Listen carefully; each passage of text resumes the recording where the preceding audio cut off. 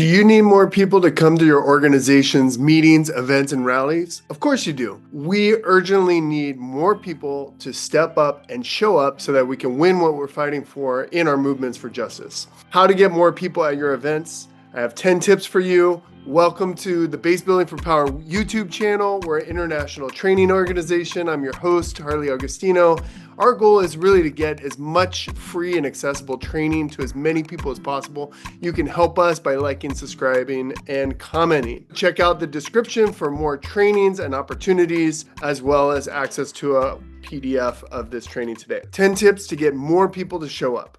Number one, you want to make a smart list. So you want to look at the people who have showed up before and ask them to show up again.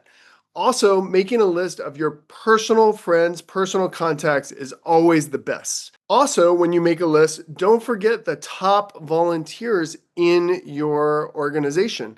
And you can make your list and then train them on how to make their list and build their personal network for the cause that you're working on. Number two, make a simple script. It doesn't have to be complicated. For example, if we're organizing people to a rally for affordable housing, you may want to say something like, I'm tired of more than 50% of my income going to housing. I have almost nothing left for everything else, and I'm working 2 jobs.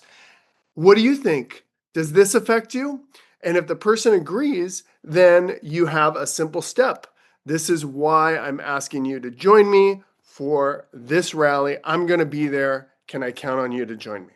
Number 3, make a goal. Now, if you're new to making goals, be a little light with yourself on this one. However, if you have made goals before, you always want to improve on your last action. So if 10 people came the last time around, we're going to try for 15 this time. In making goals, you want to think about your team, the history of your past event, and also what the flake rate is. Now, a flake rate is the amount of people that you anticipate to flake. And so what that does is it helps you decide how many confirmations that you get. So for example, in a new organization, if I'm new to the group or it's a new group of people I'm working with, I usually start the flake rate at 50%. What that means is that in order to get 10 people to come to the rally, I need to confirm 20 people because I'm going to assume that 10 people are going to flake. You also want to get your top volunteers to have a goal. For example, if we're organizing for a rally, let's say our goal is to get 15 people there. And I have 5 people who've attended in the past. I may want to go to those 5 people and ask them each to bring 1 person to the rally. Now remember the flake rate again, so they should confirm 2 to get 1. So if I'm trying to get 15, I get 5 people to get a goal to confirm 2, get 1, that's 10 people. So then I turn out 5 people on my own. Now, you're building your team. You want to follow up with them on your goal. It's great if you can make the goal collective. You could track it together. You can check in with each other. Number 4, you want to ask effectively.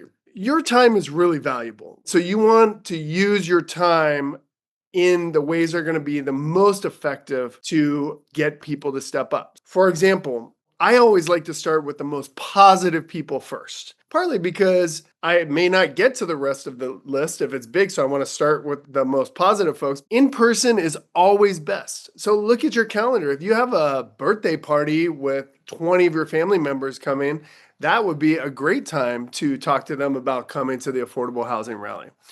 The people that you have relationships with are always better than strangers. Sometimes it can be hard talking to our personal network, but it's just more effective. And this is every movement, every generation, this has been the case. If you're not able to see people in person, phone banking is always the best. A lot of folks like to just text people, and you could do that if that's all you have the time to, is to text a bunch of people. Sometimes I'll text 100 people, and then the people who respond to my text, I'll actually give a phone call. But there's no substitute for somebody hearing your voice on the phone and the urgency that you bring and asking somebody to step up. If you're phone banking, I always love to phone bank with other people. It's more fun. You can learn from each other. I like to always be off mute so that I can hear what other people are saying and learn from them. And then lastly, social media. So social media, they actually do pretty good to get folks, but for the longer term organizing and building leadership, you want to use it as a tool to figure out who you actually want to have the personal connection with. Number 5, push for a real yes. So when somebody says try, or I'll probably be there, or we'll see what happens, that is not a confirmation. You should not count it as a confirmation. I have a YouTube tutorial on how to ask, so you can check that out. These days, a lot of organizations are using Mobilize as a way to get confirmations. I find that the flake rate on Mobilize is like 90%. I don't know what it is, but people like sign up for all kinds of things that they have no intention of actually going to. I don't really understand it. But if you're going to use a tool like that, you want to make sure that you turn it into a personal contact. So if someone signs up on Mobilize, I will always call them and say, hey, I saw you signed up. That's amazing. Can't wait to see you at this event. Now, once you get people confirmed, follow up. I was taught follow up was 90% of organizing. You want to make sure to follow up all the way through the event. I like to always assume that somebody that says yes to me means it. And so when I follow up with them, I want to take their word for the first time that they said yes. What I mean is that a lot of organizations will call and say, oh, I'm reconfirming whether you're going to be there. Well, in my mind, that kind of makes it sound like they didn't confirm the first time. And you also give them a way to flake easier. When I'm confirming someone, I like to use logistics in the follow-up and just say, hey, looking forward to seeing you at the Affordable Rally. We're so excited that you're coming. I want to make sure that you know the buses that get there. Are you taking a bus, or how are you getting there? What's your plan? That kind of thing. Now, follow-up calls are always better than follow-up texts. Why? Because it's so easy to bail on a text and then they're ghosting. We are basically teaching people to be accountable to you, to be accountable to themselves, and to be accountable to the movements that we urgently need to build. It's not enough to care. We have to act. Number 7, track your turnout on the event. Maybe we have 30 people that have confirmed for this affordable housing rally. You should have that list when you're at the rally. And you should look, are they there? If they're not there, you should call them. Hey, are you on your way? We're about to start. What about the other people that you got them to make a goal? So they should do the same. Call their 2 people. Hey, are you on your way? We're about to start. So excited to see you. Sometimes you'll have people flaking, but that reminder call as the event is happening will actually get them out of bed and to your rally. So then you have the event. Then you got to follow up. So the people that came, lots of positive reinforcement, pump them up. Thank you so much for coming, right? How did you like it? What was your favorite part?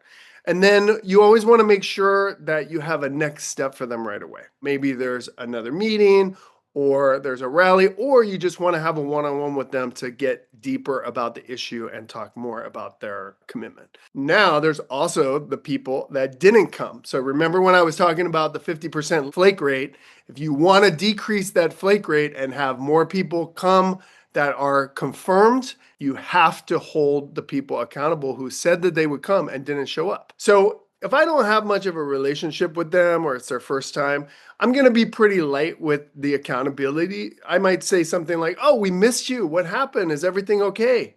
And I would share some highlights of the event. I would immediately give them some next opportunities to get involved. I like to ask them what happened because who knows, they may have had a family emergency, right? So depending on what happened, if they're like, oh, I totally forgot. This is so important. And you missed it. It was really great. You don't want to guilt them too much, but it was a great rally. We missed you, and we really hope that you can be at the next one. Number 10, the last one, make your event good. Make your event fun. They should want to come back. I really hate when I put all this work into getting people involved, making a goal, getting them there, and then the event just sucks, right? So this is a larger topic we'll talk about another day. But, little things like you don't want to have hours and hours of speakers. The energy should be high. There should always be a fighting spirit. There should be a strong conclusion. It should end on time. Things like that. Those are the kinds of events that most people like to come back to. So think about the kind of meeting that you would like to come back to. And maybe that will help you in making sure that the event is something that builds versus drains. I'd love to hear any of your experience with any of this in the comments. What works for you? What holds you back? Any tips that you have for us. Again, like and subscribe to help us get more free and accessible grassroots organizing training out there. And thank you, everybody, for all that you do to fight for justice.